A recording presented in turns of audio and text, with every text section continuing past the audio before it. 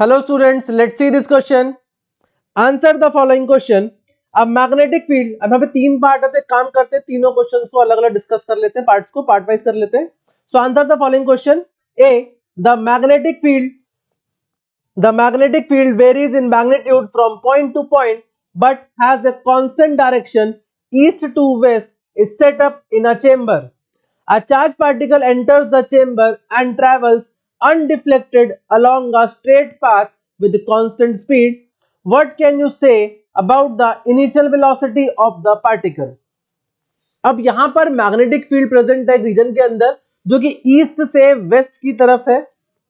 तो let suppose आपकी जो फील्ड है वो कुछ इस तरीके से है, that is from east to west and it is such that कि वो पॉइंट टू पॉइंट वेरी कर रही है. इसका मतलब यहां पर जो फील्ड होगी that will be different like from this and different from here and different from here and different from here. Point two point वो वेरी कर रही है. क्लियर? बट इसकी डायरेक्शन जो है वो कांस्टेंट है. डायरेक्शन जो है वो कांस्टेंट है, that is east to west. Direction change नहीं हो रही है. Clear? Now charged particle enters the chamber and travels undeflected along a straight path with constant speed. अब एक चार्ज पार्टिकल इस चेंबर के अंदर एंटर करता है. लेट सपोज ये एक चेंबर है like this.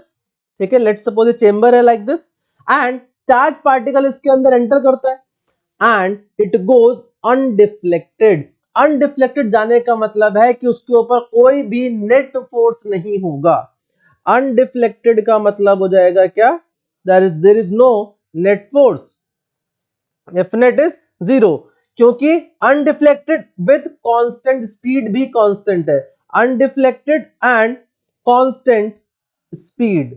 Undeflected and constant speed. तो इसका मतलब उसके ऊपर जो नेट फोर्स है दैट मस्ट बी 0. अब मैग्नेटिक फील्ड तो प्रेजेंट है यहां पर, और अगर मैग्नेटिक फील्ड प्रेजेंट है तो मैग्नेटिक फील्ड क्या होती है? मैग्नेटिक फोर्स क्या होता है? That is equal to Q V cross B. Q V cross B.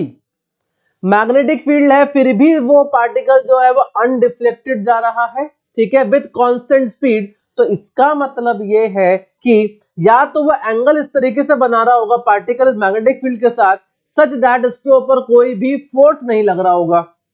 सो अगर मैं कहूं कि थीटा इक्वल टू 0 या 180 हो, मतलब कि अगर मैग्नेटिक फील्ड इस तरीके से है, अगर मैग्नेटिक फील्ड इस तरीके से है और पार्टिकल ऐसे जाए या फिर ऐसे जाए.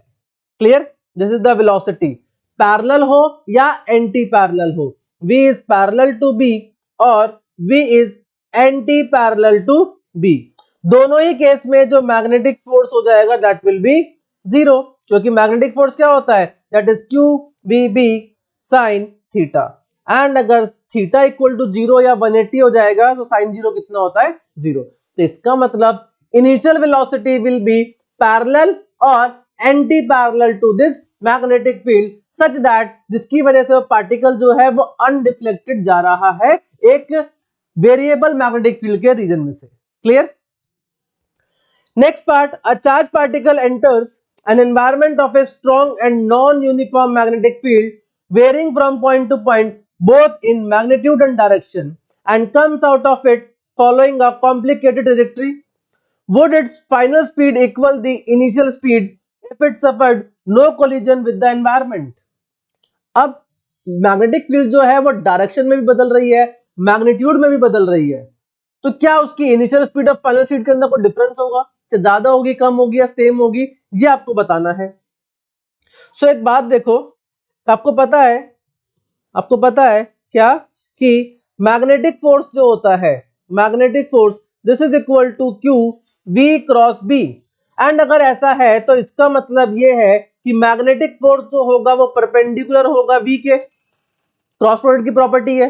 सो अगर ऐसा है तो इसका मतलब अगर मैं पावर डिलीवर्ड की बात करूं, power by magnetic force that is F dot V, तो ये क्या हो जाएगा? 0 क्योंकि फोर्स जो है परपेंडिकुलर है किसके? वेलोसिटी के. क्लियर? एंड अगर पावर 0 है तो इसका मतलब पावर क्या होती है? पावर होती है वर्क अपॉन टाइम. सो अगर ये 0 होगा तो इसका मतलब वर्क कितना होगा? Work will be 0. Work will be 0 and अगर वर्क 0 है So we know that from work energy theorem, from work energy theorem we can say work done जो होता है that is equal to change in kinetic energy. And अगर work ही zero है तो इसका मतलब काइनेटिक एनर्जी के अंदर चेंज कितना, that is zero. And kinetic energy के अंदर चेंज जीरो का मतलब क्या है कि उसकी इनिशियल और फाइनल स्पीड क्या होगी, सेम होगी। इसका मतलब v final will be equal to v initial.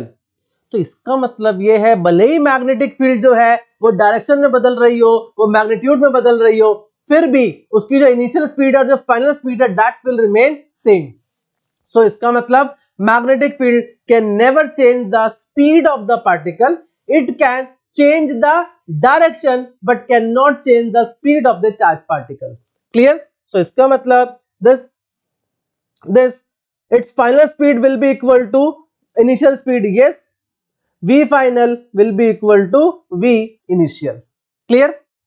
Next part, C part. An electron traveling west to east enters a chamber having a uniform electrostatic field in north to south direction. Specify the direction in which a uniform magnetic field should be set up to prevent the electron from deflecting from its straight line path. अब एक आपके पास electron है जो travel कर रहा है waste से east की तरफ, सच दैट एक रीजन के अंदर जहां पे इलेक्ट्रोस्टैटिक फील्ड जो है वो कैसे है, नॉर्थ से साउथ डायरेक्शन में। तो ड्रॉ करते हैं डायग्राम। तो सी पार्ट के लिए देखो क्या है, इलेक्ट्रॉन आपका जा रहा है like this is the direction of electron, कैसे, वेस्ट से ईस्ट की तरफ। एंड यहां पर आपके पास जो इलेक्ट्रोस्टैटिक फील्ड है वो कुछ इस तरीके से है, कैसे, that is north to south, कैसे है, north to south, this is the direction of this electrostatic field. Clear? Now यहां पे कौन आ रहा है, यहां से आ रहा है इलेक्ट्रॉन। इलेक्ट्रोस्टैटिक फोर्स जो होता है वो होता है QE के बराबर। सो अगर नेगेटिव चार्ज, इलेक्ट्रॉन कैसा है, electron is a negative charge, तो इसका मतलब माइनस E इंटू ई। सो इसका मतलब ये है कि जिस डायरेक्शन में इलेक्ट्रिक फील्ड होगी उसके अपोजिट डायरेक्शन में क्या लगेगा, इलेक्ट्रोस्टैटिक फोर्स लगेगा।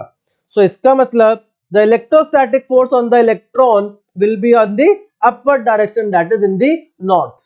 क्लियर? तो यहां लगेगा electrostatic force. Clear? This is the EE, that is small charge of the electron into electric field. Now अब ये कह रहा है कि इलेक्ट्रॉन जो है वो अनडिफ्लेक्टेड जा रहा है इस रीजन से, सो दैट बताओ कि मैग्नेटिक फील्ड की डायरेक्शन क्या होनी चाहिए। अब एक बात देखो, मैग्नेटिक फील्ड, मैग्नेटिक फोर्स क्या होता है, that is equal to Q V cross B। अब यहां पर क्या है, इलेक्ट्रॉन है, सो इलेक्ट्रॉन के लिए क्या आएगा, minus E into V cross B। अब वेलोसिटी की डायरेक्शन तो उसने बता दिया, क्योंकि इलेक्ट्रॉन जो है वेस्ट से ईस्ट की तरफ जा रहा है, तो इसका मतलब वेलोसिटी वेक्टर जो होगा वो होगा VI कैप, यानी कि x डायरेक्शन में। एंड हमें फोर्स किसमें चाहिए, हम चाहते ये हैं कि इसके ऊपर नेट फोर्स जीरो हो, तो इसका मतलब हम लोग चाहेंगे कि उसके ऊपर जो फोर्स लगे, मैग्नेटिक फोर्स, वो कैसा लगे, डाउनवर्ड लगे। यानी कि मैग्नेटिक फोर्स जो होना चाहिए वो किसमें होना चाहिए, that should be in minus J cap. Clear? अब यहां पर लगा हुआ है माइनस E, क्योंकि इलेक्ट्रॉन है तो नेगेटिव आएगा। सो इसका मतलब ये है कि मैग्नेटिक फील्ड हमारी कुछ इस तरीके से होनी चाहिए, मतलब ये जो मैग्नेटिक फोर्स है माइनस J कैप में, this will be equal to, यहां पे लिख लेते हैं पूरा, that is magnetic force FM, ये किस में होना चाहिए, माइनस J कैप में, and this should be equal to minus E, velocity किस में, I कैप में, क्रॉस B। अब B कौन सी डायरेक्शन में हो, सो दैट हमें यहां क्या मिले, माइनस J मिले, ये हमें निकालना है। सो देखो यहां पर क्या है, माइनस है, यहां पर क्या है, J, और ये क्या है, VI cap. So we know that triangle, this I, J और K, this is the triangle.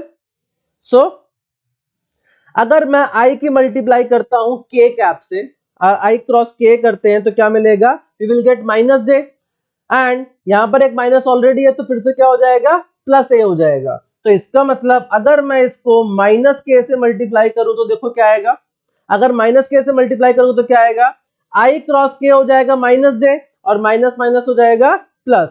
Clear? Minus minus हो जाएगा प्लस, और एक माइनस यहां पर है तो अगेन माइनस J।